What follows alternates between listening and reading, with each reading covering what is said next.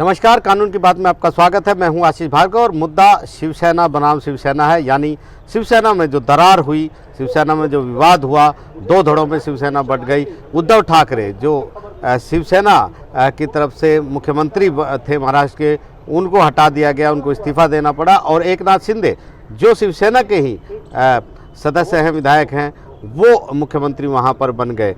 ये पूरा मामला सुप्रीम कोर्ट पहुंचा था। सुप्रीम कोर्ट ने उस समय फ्लोर टेस्ट जो है उसको कराने की इजाज़त दे दी थी और लिहाजा संख्या कम होने के कारण पहले ही पिछले साल जुलाई में उद्धव ठाकरे ने मुख्यमंत्री के पद से इस्तीफा दे दिया था। लेकिन संवैधानिक मुद्दा अभी भी यहाँ पर सुप्रीम कोर्ट में चल रहा है। और इस मामले में उद्धव ठाकरे गुट और दूसरी तरफ एकनाथ शिंदे गुट दोनों ने अपनी अपनी याचिकाएं दाखिल की हैं और उस पर सुप्रीम कोर्ट के 5 जजों के संविधान पीठ में सुनवाई चल रही है।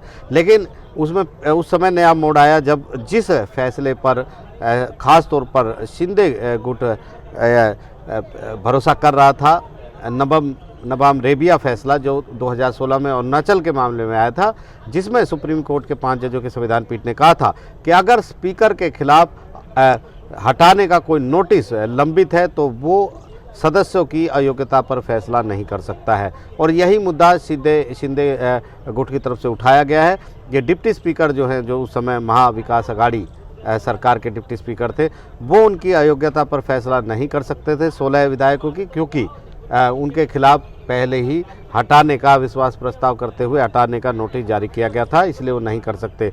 दूसरी तरफ जो कपिल सिब्बल, अभिषेक मनु सिंह भी जो उद्धव ठाकरे की तरफ से पेश हुए, उन्होंने ये कहा था कि ये एक शरारतपूर्ण तरीका है, ऐसे आप रोक नहीं सकते। ऐसे तो कोई भी विधायक अपनी अयोग्यता को रुकवाने के लिए इस तरह की कदम उठा सकता है, नोटिस भेज सकता है स्पीकर को कि आप पर हमें भरोसा नहीं है, आपको हटाया जाए।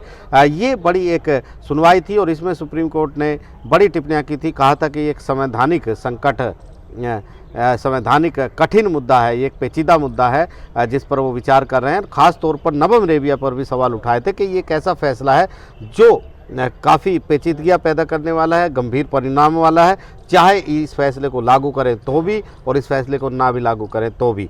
तो यहाँ पर उन्होंने ये कहा था कि ये फैसला भी ठीक नहीं है कि स्पीकर को अगर किसी सदस्यों की अयोग्यता पर फैसला करने का अधिकार इस तरीके से दे दिया जाए, जबकि उनके खिलाफ नोटिस लंबित हो, हटाने का नोटिस लंबित हो, तो वो उन सदस्यों को हटा सकते हैं और उसके बाद वो अपना रास्ता साफ कर सकते हैं ताकि कोई दिक्कत ना हो, उन सदस्यों को अयोग्य करार दे सकते हैं। तो ये परिणाम भी खतरनाक है। लेकिन ये परिणाम जो फैसला है वो इस तरीके से भी ठीक नहीं है कि स्पीकर कोई फैसला नहीं कर सकते। तो इसमें बदलाव करने की ज़रूरत है, ये सुप्रीम कोर्ट ने कहा था। और कहा था कि ये देखा जाएगा कि क्योंकि वो 5 जजों का फैसला है, तो ये 5 जज हम ही इस फैसले में बदलाव कर सकते हैं या इस मामले को बड़ी पीठ में यानी 7 जजों की पीठ में भेजा जाए। काफ़ी 3 दिनों तक ये सुनवाई चली है, फैसला अब सुरक्षित हो गया है। यहाँ पर एक और मुद्दा है जिस पे राज्यपाल की तरफ से भी बुधवार को जब हियरिंग हुई थी, तो राज्यपाल की तरफ से सॉलिसिटर जनरल तुषार मेहता ने अपनी दलीलें दी थी और उन्होंने काफ़ी चीज़ें ऐसी कहीं जिस पर सुप्रीम कोर्ट ने भी आपत्ति जताई।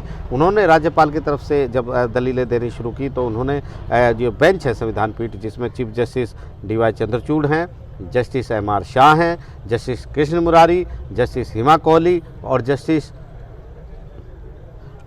PS नरसिम्हा शामिल हैं, उनमें उस बेंच को इन्होंने ये कहकर शुरू किया कि गठबंधन 2 तरह के होते हैं, एक चुनाव पूर्व और एक चुनाव के बाद का गठबंधन।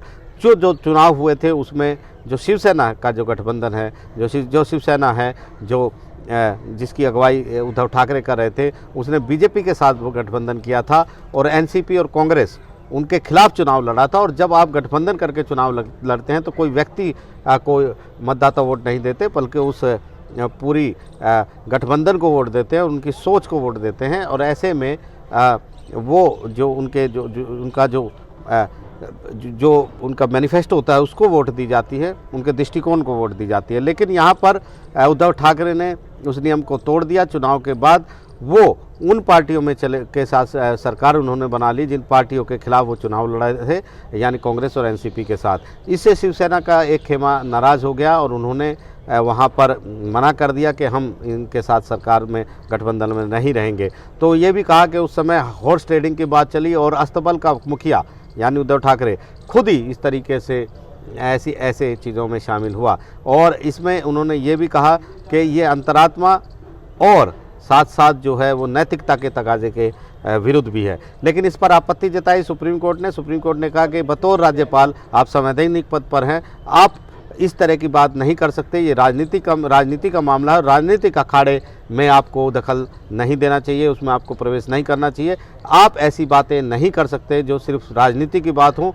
आपका सदन के कामकाज में कोई दखल आपका राज्यपाल का नहीं होता है। संविधान ने जो पद दिया है उसकी गरिमा के अनुरूप आपको दलीलें देनी चाहिए। लेकिन सॉलिसिटर जनरल तुषार मेहता कह रहे थे कि वो निजी तौर पर, व्यक्तिगत तौर पर एक कोर्ट के अफसर होने के नाते वो ये सब चीज़ें रख रहे हैं कि ये सब चीज़ें ध्यान में रखी जानी चाहिए कि किस तरीके से अंतरात्मा और नैतिकता की जो बात है वो यहाँ पर पालन नहीं किया गया है। कपिल सिब्बल जो उद्धव ठाकरे ग्रुप की तरफ से पेश हो रहे थे, उन्होंने भी आपत्ति जताई कि अगर आप व्यक्तिगत हैसियत से बोल रहे हैं तो किस हैसियत से बोल रहे हैं, आपको ये सब बातें नहीं बोलनी चाहिए, ये राजनीति की बात है।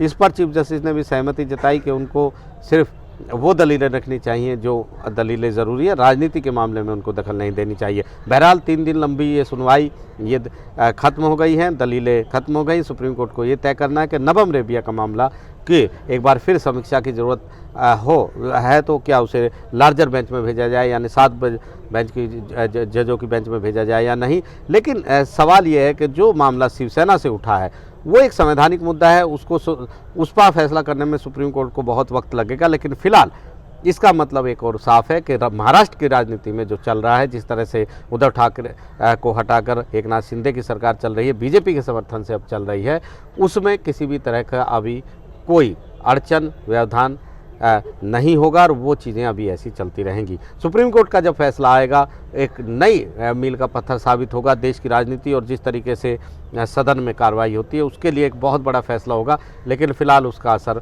महाराष्ट्र की राजनीति पर हाल फिलहाल में नहीं पड़ने वाला है। नई दिल्ली से आशीष भार्गव, NDTV इंडिया।